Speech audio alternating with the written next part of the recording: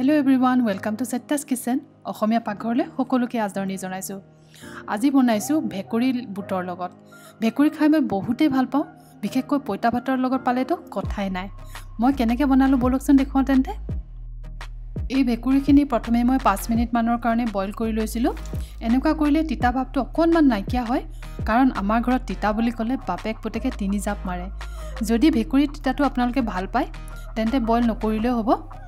এতিয়া এই ডাঙৰ ডাঙৰ ভেকুৰিকিটা মই অলপ দুফাল কৰি লৈছো।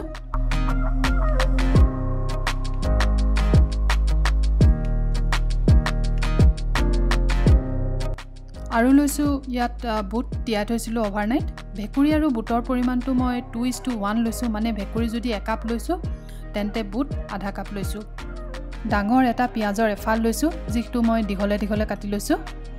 কেঁচা জলকীয়া এটা লৈছো, আপোনালোকে সোৱাদ অনুসৰি ল'ব পাৰে। গোটা জিৰা লৈছো half teaspoon, turmeric powder 1 teaspoon, red chilli powder বা পেপৰিকা 1 টিস্পুন, এটো কালাৰৰ কাৰণে দিছো। জিৰা ধনিয়া পাউডাৰ 1 টিস্পুন, সোৱাদ অনুসৰি সল্ট আৰু লৈছো কুকিং অইল। এটা কেৰাহীত 2 টেবুলস্পুন মিঠাতেল গৰম হ'বলৈ দিছিলো আৰু এতিয়া এই জিৰাখিনি এড কৰিলো। জিৰাখিনি অলপ ফুটিলে ইয়াত বুটখিনি দি দিছো। বুটখিনি ফ্ৰাই কৰোঁতে অলপ সাৱধান হ'ব, কাৰণ ই ফুটি গালে চিটিকি আহিব পাৰে।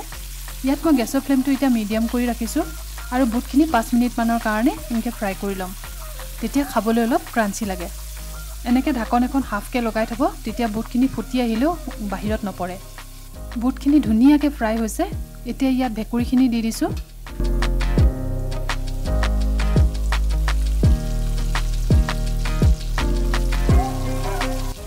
এতিয়া এড কৰিছো হালধি, জলকীয়া,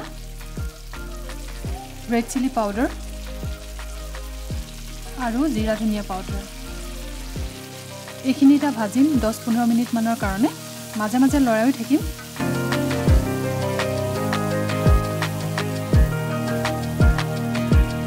মই ভেকুৰি বনালে কেতিয়াও ঢাকন নলগাওঁ, এনেকৈ বনাওঁ খোলাকৈ, তেতিয়া অলপ খাবলৈ ক্ৰাঞ্চি টাইপৰ হয়, সেইটো কাৰণে বহুত ভাল লাগে।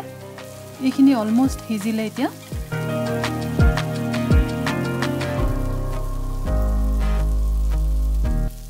এতিয়া ইয়াত পিঁয়াজখিনি এড কৰিম। পিঁয়াজখিনি শেষত দিলে খাবলৈ বহুতেই টেষ্টি হয়। ইয়াত পিঁয়াজখিনি তেতিয়া ক্ৰাঞ্চি হৈ থাকে আৰু এটা ধুনীয়া টেষ্ট দিয়ে।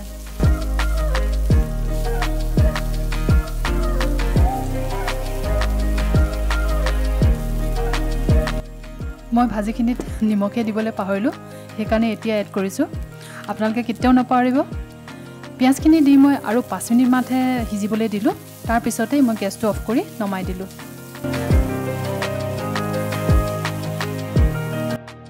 আজি ৰেচিপিটো কেনেকুৱা পালে জনাব।